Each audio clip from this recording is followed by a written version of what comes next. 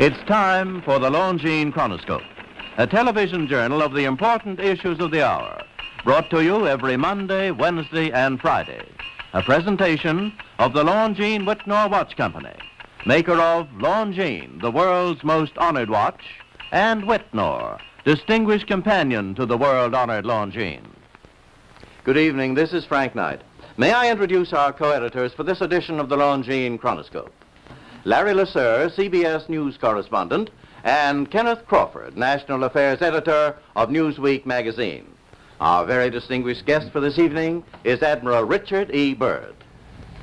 The North Pole used to be a no-man's land, but these are the days when, by buying a ticket on a commercial airliner, you can fly across the North Pole and drink a cocktail at the same time.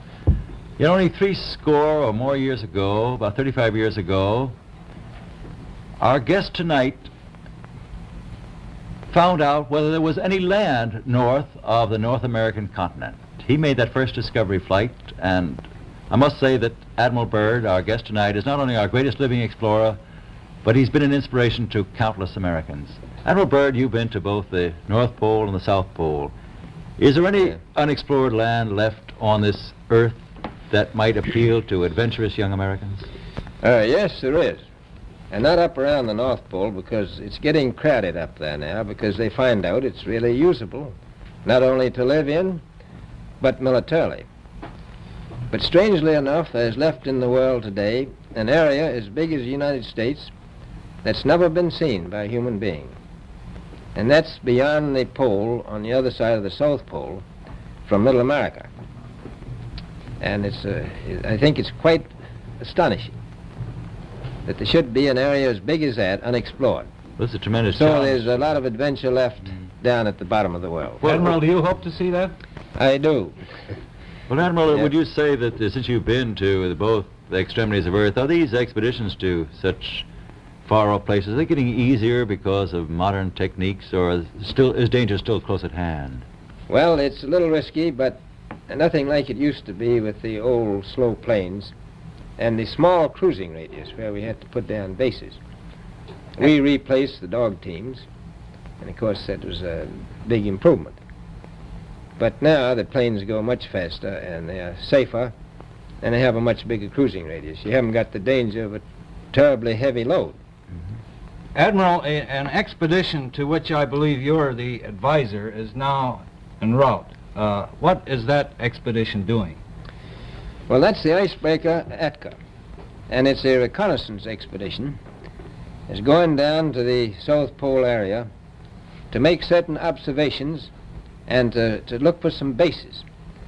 They will be back in April, and they will report back, and upon the information we get from that undertaking, we will base the bigger expedition that's to follow. Is that very definitely planned, or is that... That is being planned right now.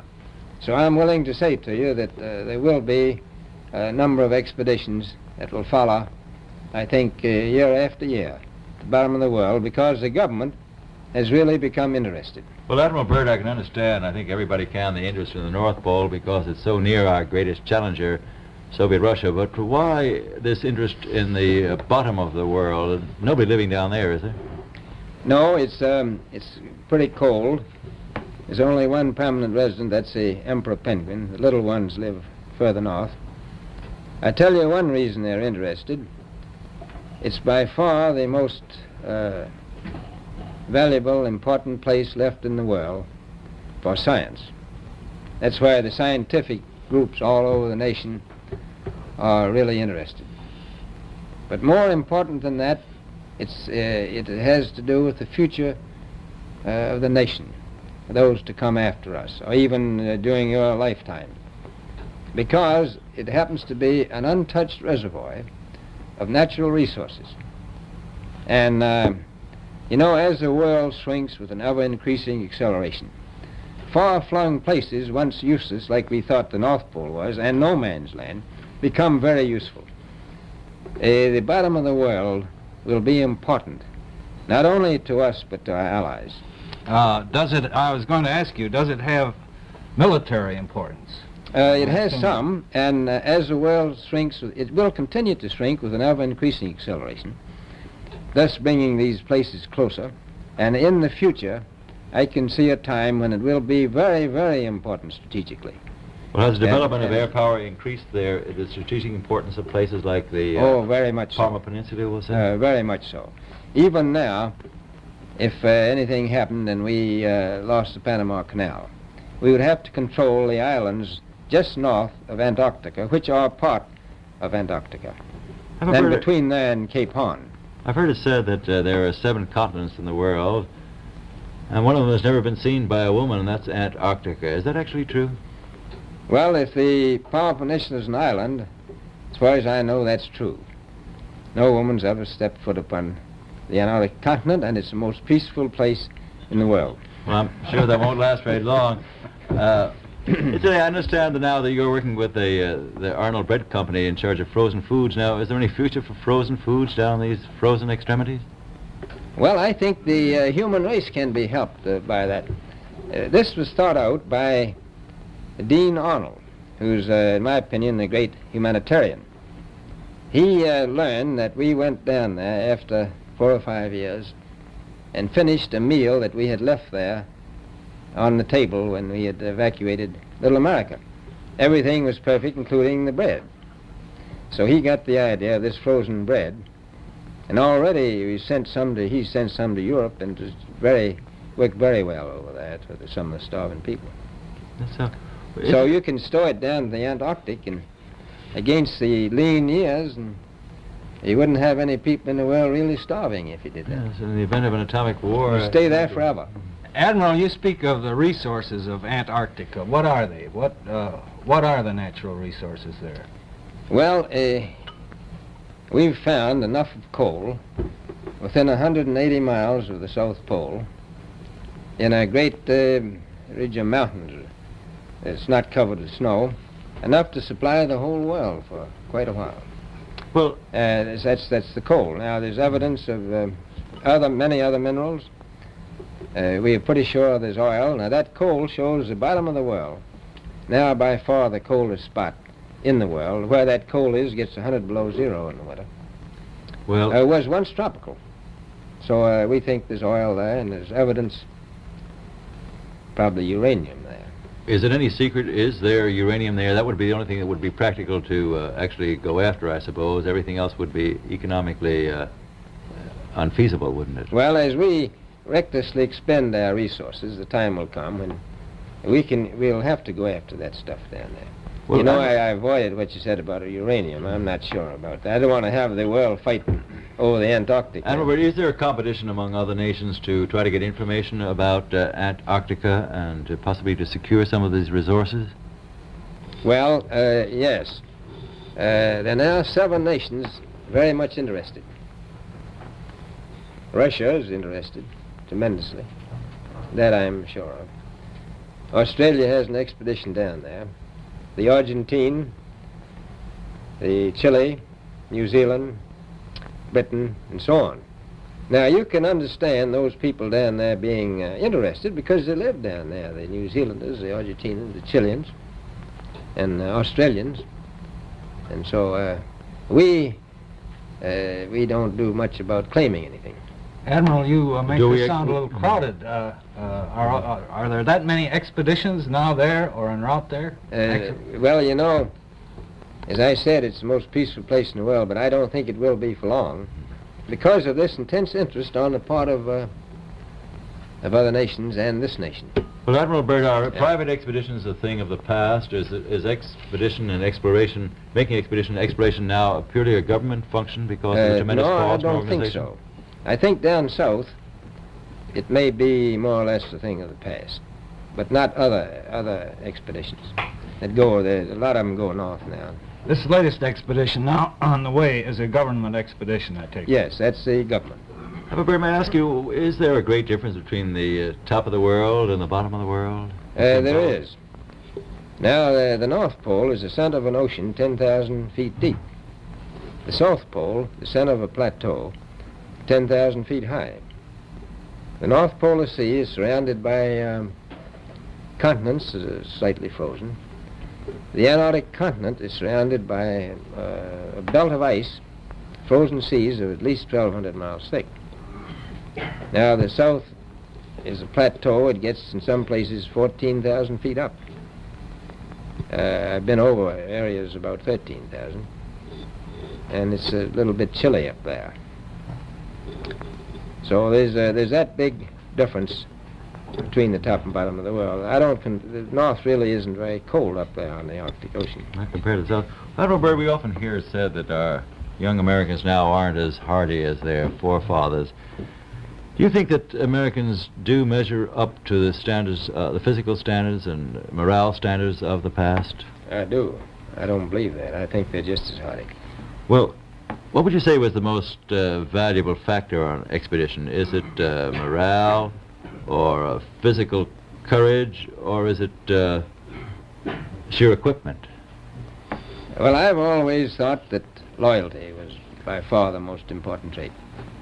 The British told me that when I first went down in 28, that I couldn't possibly get through the winter night without a mutiny if I took more than 20 men. But to serve science, I had to take 42 men. Then I took 56 the next time, and so on. So, and I did find that loyalty was the most important thing during the winter night when it's very hard on your nerves. I think that's best trait. Well, that's a very valuable characteristic at any time. Well, thank you very much, Admiral Byrd. It's been a great pleasure to have you here tonight. It's a pleasure to be with you. Yes. The opinions expressed on the Longines Chronoscope were those of the speakers. The editorial board for this edition of the Longines Chronoscope was Larry Lasser and Kenneth Crawford. Our distinguished guest was Admiral Richard E. Byrd.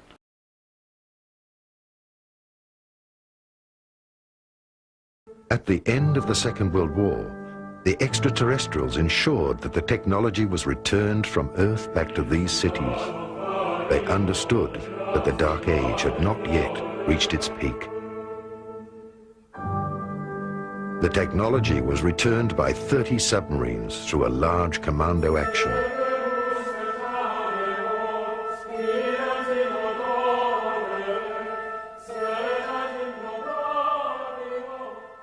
Okay, let's pick up the scenario. We were originally talking about the spiriting out of the two spacecraft out of Berlin before the Allies arrived.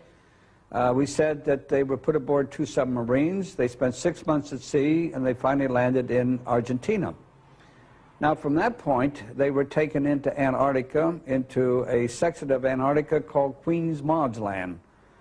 And there they disappeared, and they were not heard of for some time.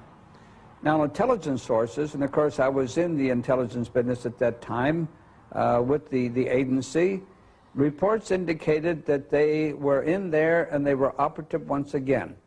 Now, there was a major concern by world powers to go in and capture the technology and the two spacecraft which they knew were in Antarctica.